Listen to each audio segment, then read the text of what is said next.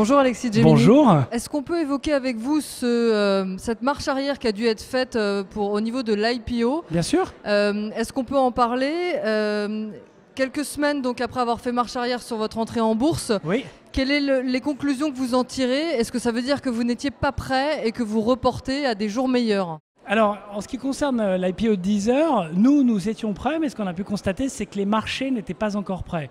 Pour deux raisons, si je schématise.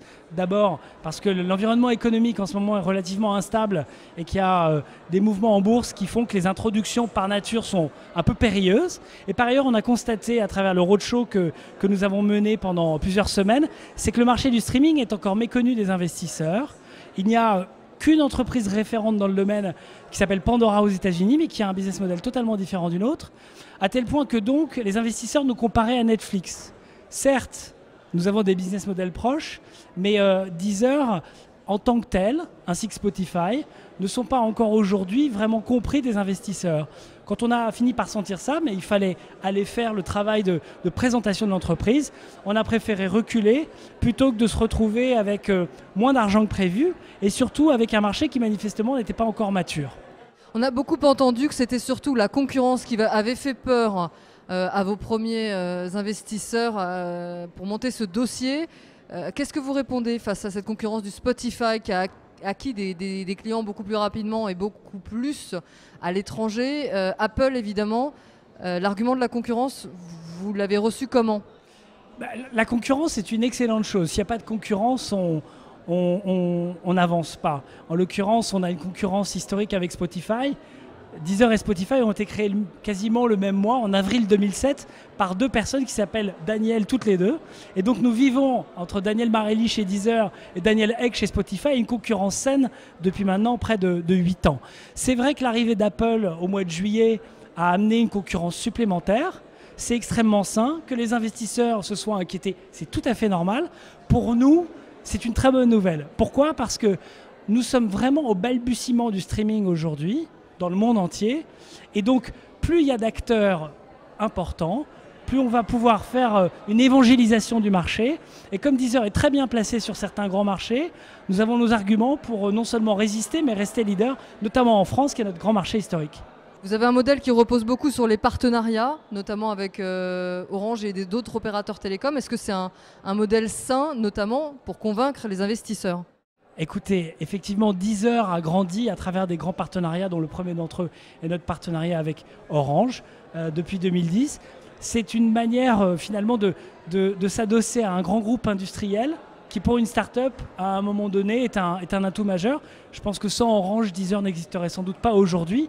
Donc oui, ces grands partenariats stratégiques sont importants pour aider des startups comme nous à grandir. Et d'ailleurs, notre partenariat avec Orange, même s'il évolue, perdure. On a aujourd'hui près de 980 000 abonnés Deezer Orange. 980 000, ça fait beaucoup de monde. Et on a l'intention de continuer à travailler main dans la main. Ce qui est assez génial avec ce que Deezer et Orange ont créé, c'est qu'on fait là, on a un business model que ni Spotify ni Apple n'ont. Donc c'est une création française. Et on est en train de reproduire ce modèle, puisqu'aujourd'hui Deezer a une quarantaine de partenariats avec des opérateurs télécoms dans le monde entier. Donc en France, tout va très bien. Et en l'occurrence, notre base d'abonnés continue de croître semaine après semaine selon nos prévisions. Vous serez prêt quand pour la prochaine entrée en bourse de retenter l'aventure? Écoutez, c'est pas le sujet. Nous sommes prêts, nous étions prêts pour l'introduction en bourse. Le marché n'était pas forcément lui prêt à nous accueillir et plutôt que de nous vendre à un prix qui ne nous correspondait pas, puisque nous avons confiance en nous et en notre valeur, nous sommes en train de rediscuter avec nos actionnaires pour qu'ils réinvestissent dans l'entreprise.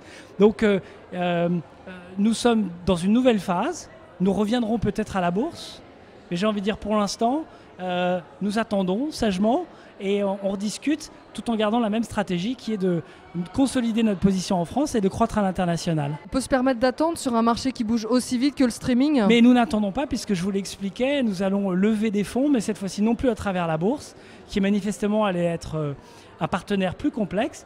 Et nous sommes en train de rediscuter avec nos actionnaires historiques et des nouveaux investisseurs pour faire une augmentation de capital. Quelques priorités dans les prochains mois? La priorité, c'est priorité à la musique d'abord, parce que là on parle que d'argent, on parle de bourse, peu importe. Deezer aujourd'hui, c'est une solution unique d'accession à la musique. Ma priorité à moi, c'est que nous soyons créatifs dans l'écoute de la musique, dans la proposition musicale à nos abonnés. On a des priorités de partenariat avec Orange.